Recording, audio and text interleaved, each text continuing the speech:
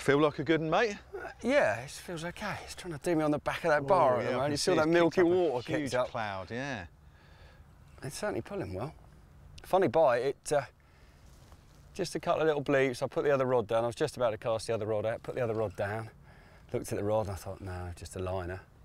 And I thought, well, that's encouraging. It's been quite quiet, that rod. And then it pulled up about a couple of inches. And then I was watching the slack line at the tip and it just slowly went, slowly. So you fished this on a lead to come off? Yeah, that's definitely, that's correct. Yeah, so no, I'm for really... fish safety and this amount of weed paramount, would you say? Yeah, there's not loads and loads of weed, but why risk it, you know? It's much better for the fish. You increase your chances of landing the fish dramatically. Since I started fishing with drop-off leads, and a lot of the waters I fish are quite weedy, since I've been fishing with drop-off leads, the number of fish you land to lost is greatly improved. And of course, a lost fish, particularly if it's got tackle in it, is going to get damaged. Much better for me, much better for the fish to get that hook out, isn't it? Everyone's a winner, yeah. Absolutely. That's a good fish, that side. Thanks for that, Adam. Yeah. Lovely scaly one, look at that. It is quite scaly. Let's just not talk about it too much. Oh, he's really big as well, look at him. Oh, shut up, Adam. Saw a 40-pounder under that bush. Yeah, but you said it was all plain and no scales. This is definitely scaly.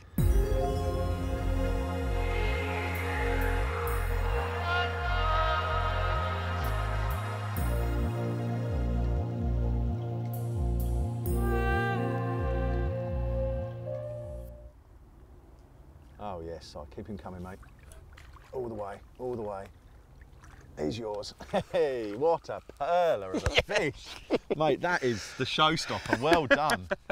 Oh, God, awesome. my arm. That was a good fight.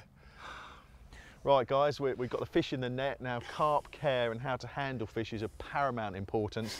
We're going to show you exactly how to do that correctly next.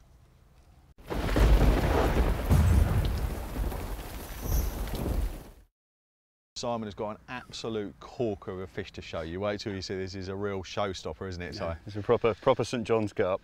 Now, one of the key things is keeping a fish in as pristine a nick as it was when it was caught. So we're going to take you through the procedure of getting the fish out of the water safely, transferring it to the mat and how to treat it accordingly. So first of all, Si, I mean, you're an experienced angler. I guess you would probably... I think the sort of fish care side is hugely important to the anglers, and it starts from the moment that fish is in the net, really. Absolutely. And the first thing, this is a gravel pit, you've got gravelly slopes. A lot of anglers go, you know, wearing skate shoes, whatever, trainers. Boots, chesties, I think are essential. You know, you don't want to be dragging this fish to there to lift it out. So come to the fish, don't drag it up over the gravel. Make sure it's you know, fully supported by the water. It's not listing over on that. You know, if it catches itself on these rocks, it'd be a disaster. Yeah. So first thing is get out to the fish, and then what we need to do before we lift it out of the water is make sure it's folded flat in this net, and then what we're also going to do, something that you guys at Korda are really keen to get people doing, is to get this fish and the net into the sling and carry it to the unhooking mat. So because you and I, we're great believers of that. Damage to fish does happen or can happen when fish are lifted in net mesh. Yeah, absolutely. If this fish was sitting funny in the landing net and I lifted it clean out of the water now, if it was a peck, its peck could be broken by being bent round or snapped. I've seen tails that have snapped straight off because people haven't had the fish lying flat in the net. It's folded, so as they take the weight of the fish, it just breaks the tail. And also another thing that can easily happen is the rig gets caught in the material of the mesh. You go to lift it and the hook just rips straight out. Really important at this stage to make sure the fish is sat in the bottom of the net, it's nice and straight, the tail's not folded round and the fins are flat.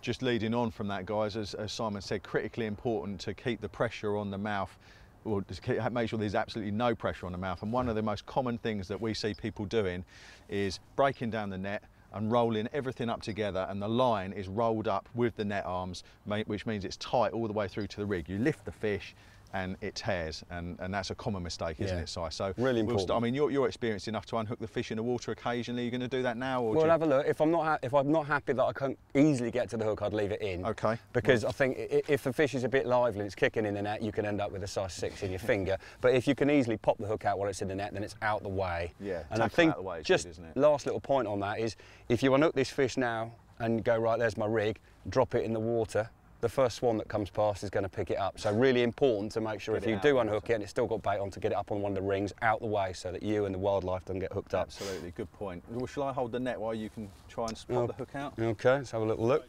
Let's come out easy. Oh, brilliant, excellent. So rig out the way, I'll hook that into the rod like you said.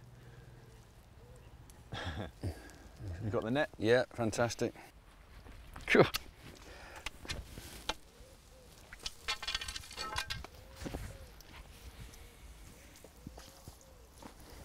There you go, mate.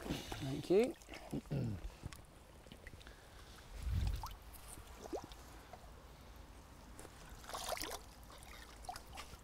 Now Simon's just checking the fins are nice and flat against the fish's body. It's safely in the soft sling. There's no mesh that's under tension that could tear or do any damage at all. So if you can get down to the water, whenever you land a fish, good practice, get it out with the sling, not with the net mesh.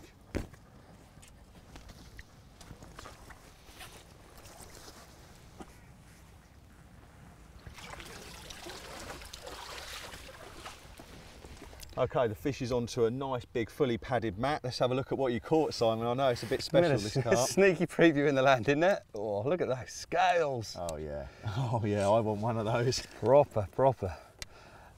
Whoa. Oh yes. Cracking fish. Again, always easy if there's two great. of you guys, but huge great mouth, immaculate carp. If you want to lift him up, we'll get the mesh out of the way and drop him straight in the sling. Obviously not dropping. Sling's already zeroed, guys. That's good, you know, just make sure you're well organised. We've got a weighing crook. Well, Adam, you are the best judge of fish weights of any man I've ever met. What do you reckon? That's a compliment. Oh, you're putting me on the spot now. I reckon he's about 22 and a half. That'll do me. What do you think? That'll be fine. I'm happy with anything, as ever. I'm better at judging them in the water than on the bank. You've pressured me there. Right. Well, there you go. A bit bigger than we thought. I hadn't felt the weight of him. He's a lot bigger than I thought. 28 pounds on the nose. Simon, you're made up with that. Brilliant. Absolutely Happy excellent. days. Fantastic. Well, you can see we're both excited over this. A very special carp indeed. So we're just going to have a look at its mouth. There was a little mark where my hook was in there, Adam. So I'm just going to put a little bit of the old carp care kit on there. And then here you've got the 2 bottles and the cotton buds. We've got the mouth and the body. Obviously we want the mouth, so we'll just click that out. And we're just going to put a little bit on that mark where the hook was. But that's very clean mouth anyway. That's excellent fish. And there's no, guys, if you've got a treatment like that, always look at the body. You know, if it's got a lifted scale or any kind of blemish, really, you can treat it with the body ointment and keep these carp as pristine as this. I mean, great looking fish. You couldn't have a better example, could you, Simon? That's a belt, isn't it? That's again, another key thing while your fish is on the mat is to keep it nice and wet. You see some people holding a bottle right low over the fish. Fish kicks, hits the bottle, so give it a bit of space. Yeah.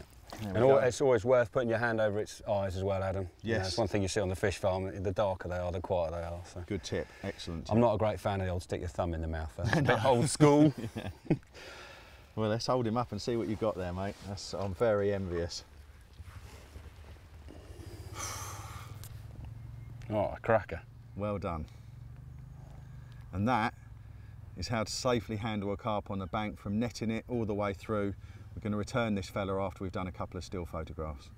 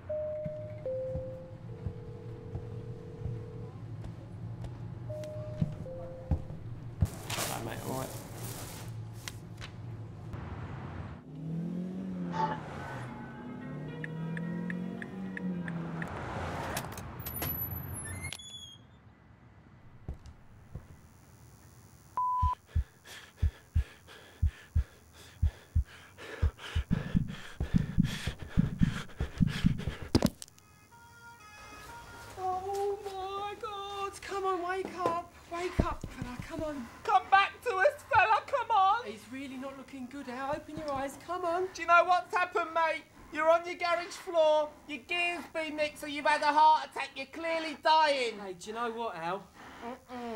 You should have got covered.